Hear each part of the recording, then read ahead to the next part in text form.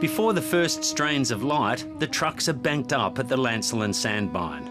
Up to 120 loads a day are being shipped to the WA wheatbelt from this seaside town just north of Perth.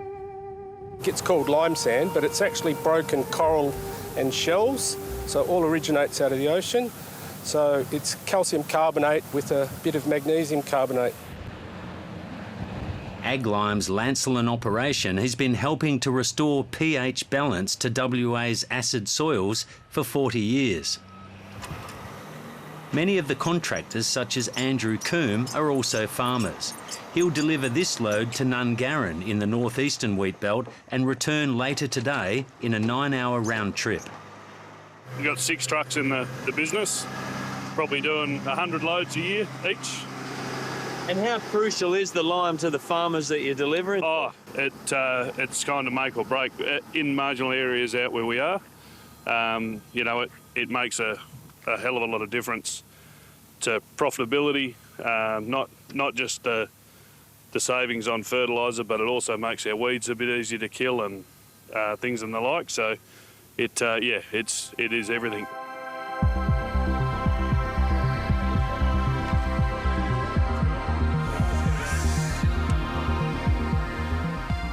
The Landline sand dunes are also home to one of WA's top 10 tourism destinations. Thousands flock here every year to ride the dunes on boards, bikes and four-wheel drives, or just to experience the unique beauty. Oh, they come from, I had people from Estonia yesterday, large proportion from Singapore and Malaysia, all through Europe, Canada, America. It depends on the seasons in the different countries, but people from all over the globe come here. What do you think of this as an attraction?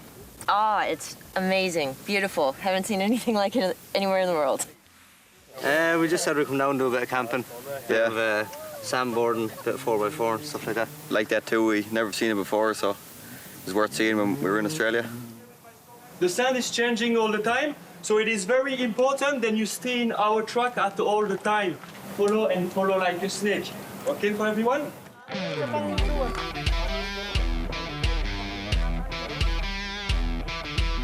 The Lorva, Landline's off-road vehicle area, is the main driver of the town's tourism economy. They come up from Perth, they come up from over east, they come up from overseas. And they come here because it's listed as one of the 10 top tourist spots by Tourism WA is our sand dunes. So they come up here to enjoy them, and then they come into town, and then they buy fuel, they buy food, and that's what keeps the town alive. So what took 20 years to do in the old days now is done in 1 year. Oh, they're definitely ramping it up. Chamber of Commerce President Mel Lobb is part of a local pressure group campaigning to move the sand mining operations out of town. They're worried that increasing demand by farmers will rob Landline of its biggest asset. It's not only about the money, it's about what those dunes are as a landmark and a cultural asset to our town. We understand the importance of lime sand to farming, and I guess the key issue is that there are heaps of other sources of lime sand along our coastline. So why here? Why where it's destroying one of Western Australia's top tourist attractions? The Landline sand dunes cover 1,300 hectares and hold an estimated 60 to 80 million tonnes of sand. Its capacity to change soil pH is excellent. There's no processing. It's straight from truck to spreader in the wheat belt. Very quickly reacting, which is what farmers need. Light vehicle coming through exit road. Aglime's General Manager Stephen Carr is trying to steer the company through its biggest challenge since it took over the mine in 1989. Has your company lost its social licence?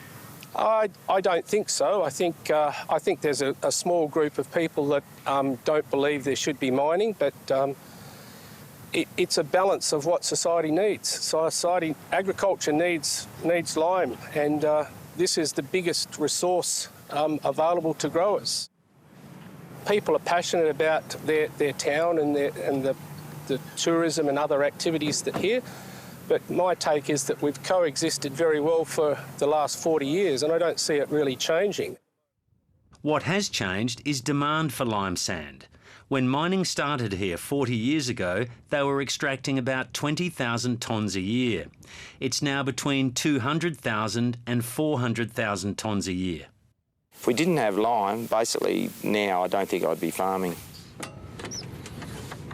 Near Goomelling in the central wheatbelt, John Even relies on Lancelyn's lime sand to amend his acid soils, spreading up to 6 tonnes per hectare. In the last 2 years, he's achieved record yields, averaging 4.5 to 5 tonnes a hectare of wheat and barley. Seasonal conditions helped, but he says cheap, easy access to lime sand was crucial.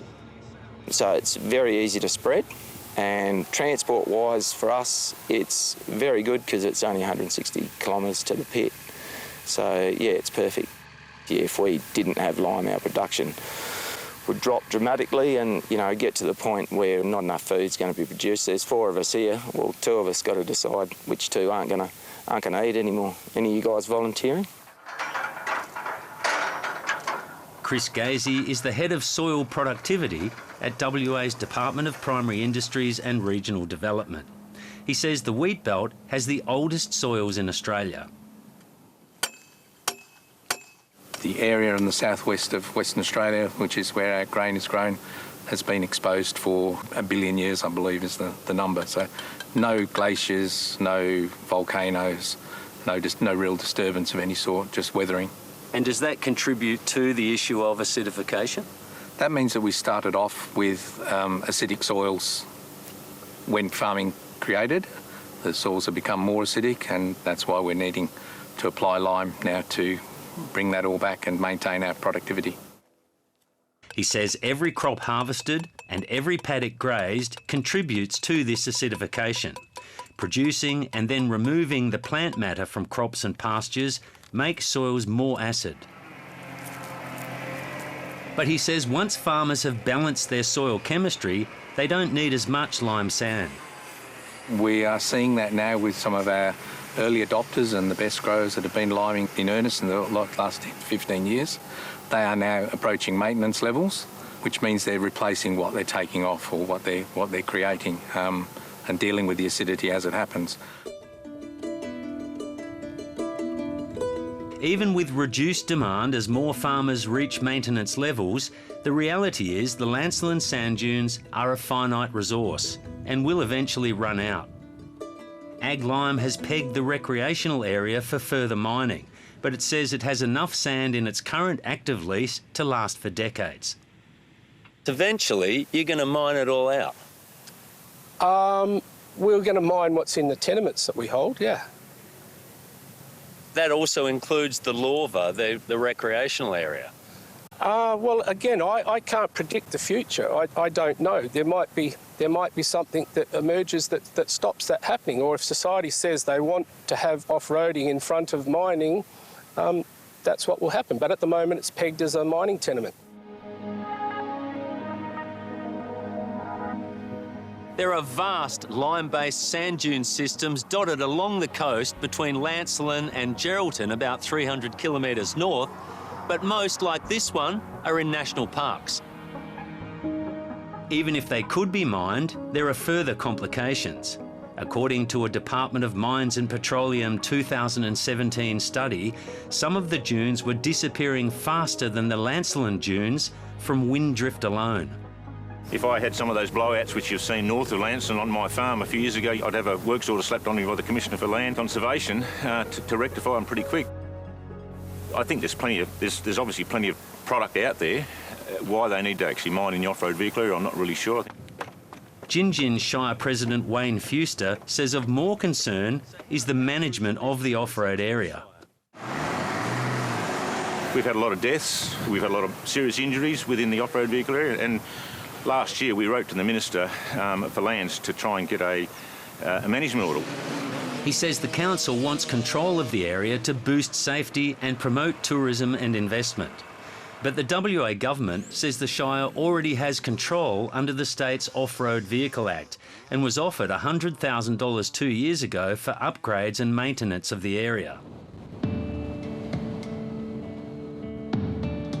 The government says Ag Lime's tenement of the off-road area is not an automatic right to mine.